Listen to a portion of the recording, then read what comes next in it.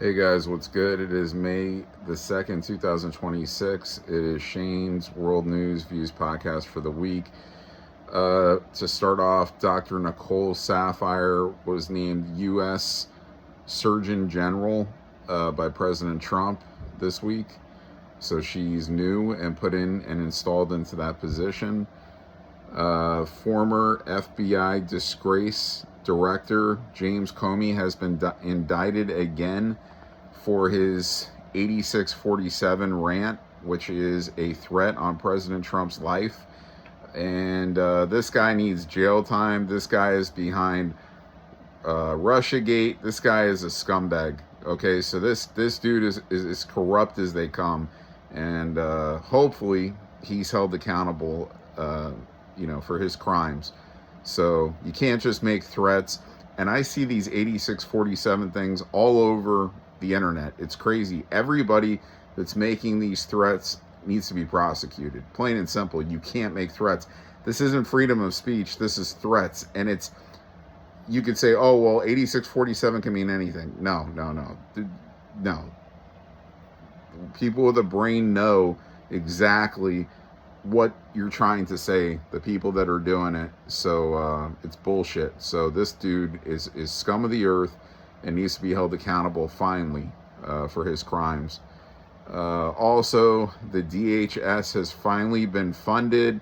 Congress approved, or House approved, Senate bill passed. So that's all of the ICE agents and TSA, etc., finally being funded. President Trump finalized it, signed off on it. So that's a good thing. I mean, that needed to happen. Also, King Charles and Queen Camilla, they were from England. They visited the White House this week, stayed in Washington, visited New York. I believe they ended back up in Washington, D.C., and King Charles has a very good relationship with President Trump, and they had some events there for King Charles at the White House. I know they had a big dinner. He spoke to the House, King Charles, and they were all giving him a standing ovation. So he's got a lot of wit and humor also, like President Trump does. So it was good seeing him there, and and the Queen, and we'll see when they get back again. But so it was it's always a good thing. Like I always say, when President Trump has these world leaders come to the White House, it's a sign of respect. And of course, they're talking ways to make the world better, world peace better. So and speaking of that, we don't know what's going to come about still with Iran. Are they going to, come to a peace agreement? I doubt it, but we'll see. If they're smart, they will, so we'll see what happens. Russia, Ukraine, we'll see what happens. Still some things to be settled. Of course, Ukraine with their disgusting, corrupt government is a major problem. And, so that there needs to be a new government in the Ukraine, a government that's doing things correctly and legally. Okay, not all the corrupt trash like Zelensky that they've had in there. And I've ripped Zelensky enough. So anyway, also the Supreme Court ruled 6-3 in basically a process in Louisiana where they're trying to have this redistricting. And the SCOTUS, they shut it down. Basically, it's involving racial gerrymandering, and they're against it. And it would have given the Democrats more seats, I believe, if it was approved. But SCOTUS shut it down. Of course, you got all the Democrats coming out and saying SCOTUS is, this and that, and there needs to be things done about the Supreme Court, that it's corrupt and this and that or whatever. Redistricting, also big in Florida right now, where Ron DeSantis is, signed off on a plan which can eliminate a lot of Democrat seats. So we'll see what happens. including Debbie Wasserman Schultz and Jared Moskowitz's seats right here in South Florida. So we'll see what happens with that. A lot of this redistricting stuff is getting shut down by judges. They're deeming it non-constitutional either way for Republicans or Democrats. So we'll see what comes about of it. Of course, the big news, the White House Correspondents' Dinner, which I had brought up my last episode because it was happening last Saturday night in Washington, D.C., the Swamp at the Hilton Hotel. And of course, wow, it just happens that another loser ends up in this hotel. This guy was supposedly staying in the hotel a couple of days before his assassination attempt on President Trump. So this loser comes in from California, I guess on a train. He comes into Washington, D.C., and he was there a couple of days before, was scoping out the hotel. He tried to make a mad dash toward the ballroom.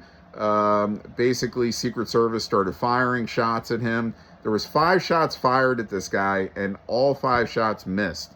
So, of course, people are like, how is it possible that 5 shots, not one, hits this fucking loser? Well, I don't know. He looked fast on film. I mean, he looked really quick, small little guy, and, moved quick. Maybe he was weaving in and out. Maybe, who knows what happened. Maybe he jumped on the floor and rolled around. I don't know, but those shots missed him. He ended up firing shots at a Secret Service agent that hit the Secret Service agent, but luckily the agent was wearing a bulletproof vest. It hit the bulletproof vest. It did not hurt the agent at all. So that's a good thing. They were able to obviously, get this guy, catch him, hold him down. I think he tripped or something, and detain him. And, he's in jail. And, this guy did say his motive was to go in and kill Trump administration officials, including President Trump. That was on his agenda. And, this is, again, a loser from California. And I believe the dude was a teacher. Look, these people are fucking crazy. I believe people are saying exactly, if you're having an event, again, at a public hotel like the Hilton in Washington, D.C., where, in my opinion, at this point, with multiple assassination attempts on President Trump, this shit should not be going down at these kind of public hotels. These should be at private places like the White House, Mar-a-Lago, in Palm Beach, private residences, not public hotels. But how did this guy get even to that point of that security checkpoint where he could have made a mad dash with his gun, multiple guns, and he had knives on him? How did he make this mad dash to even get within range of the ballroom? I always say, just like Butler, to me, the assassination attempt on President Trump was an inside job. And this, you start thinking inside job, like, how did this guy even get in this hotel? Not to say that he can't stay at the hotel, obviously, but how are people that are staying there not being checked if the president is doing an event there within a few days, being scanned or metal detectors to make sure that they don't have weapons on them? It's fucking crazy. Guys, this is a very short episode. I'm not going to sit here and keep harping on things, going over things. That's all I got for this week. So, shit needs to be figured out. President Trump has a lot of praise for the Secret Service. But again, things seem kind of strange, right? I mean, things definitely seem kind of strange, especially people who are thinking, of course, you have the Democrats saying, oh, it was orchestrated, it was fixed, it was set up. Trump is trying to gain more publicity, saying Democrats are trying to kill him and stuff and all this stuff.